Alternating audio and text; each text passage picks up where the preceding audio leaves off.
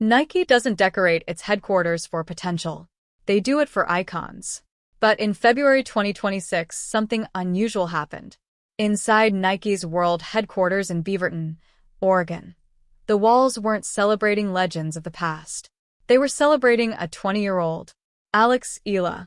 Posters stretched across the halls, career highlights, defining moments, and one powerful symbol repeated everywhere.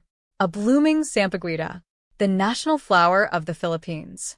And somehow this entire moment, this global spotlight, traces back to something almost invisible. A single hair tie. 7 months earlier. Wimbledon 2025. No big announcement. No marketing campaign. No headlines. Just a custom white Sampaguita hair tie, quietly placed on Alex Eala's wrist as she stepped onto center court. It was simple, but it meant everything. A piece of home, on one of the biggest stages in sports. At the time, nobody thought twice about it. But that small detail? That was the beginning of something much bigger. Fast forward to 2026, and everything changed. Eala wasn't just competing, she was making noise.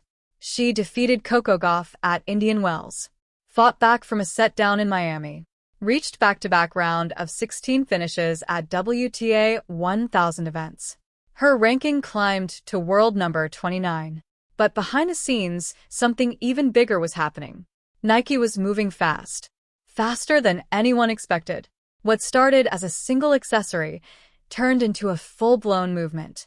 A limited edition t-shirt, designed by a Manila-based artist, centered around the Sampaguita, dropped exclusively in the Philippines. No global ads. No celebrity endorsements. No massive campaign. And still, it sold out. Almost instantly. This wasn't just merch. This was identity. Filipino fans flooded social media, calling her Nike's next global face. Because this wasn't just about tennis anymore. It was culture. It was pride. It was representation, finally being seen on a global stage. And then came the moment that shocked the entire tennis world. Nike didn't just promote her. They immortalized her. 1 week she was training for Indian Wells. Days later, she was walking through Nike headquarters. But this wasn't a visit. It was a statement. Her career, displayed on the walls. Her designs, treated like museum pieces. Custom gear, built specifically for her. Nike didn't invite her to take pictures. They built her into their future. Meanwhile, the tennis world was still calling her a rising star. A player to watch. Maybe in a few years. But Nike? They ignored that timeline completely. They moved early. And they moved big. Because they saw something others didn't. A player who doesn't just win matches, but moves an entire nation with her. And on the court, she kept proving it. Big wins. Deep runs. Growing confidence. Even in defeat, like her loss at the Miami Open, she didn't make excuses. She talked about growth. About limits. About getting better. And the very next day, she was back on the practice court. That's the difference.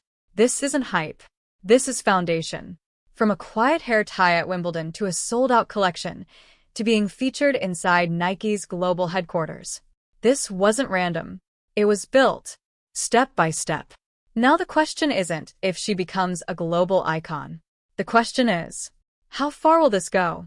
With the French Open, Wimbledon, and the US Open approaching, there's one thing everyone is watching closely. What will Alex Eala wear next? And if Nike takes the next step and gives her a full custom on-court kit, will the Sampaguita be at the center of it? Because this story, it's moving fast. Faster than most people expected. And if you didn't notice that small detail back at Wimbledon, you're only catching up now. So subscribe because this isn't just a tennis story anymore. This is the rise of something bigger. And it already started blooming.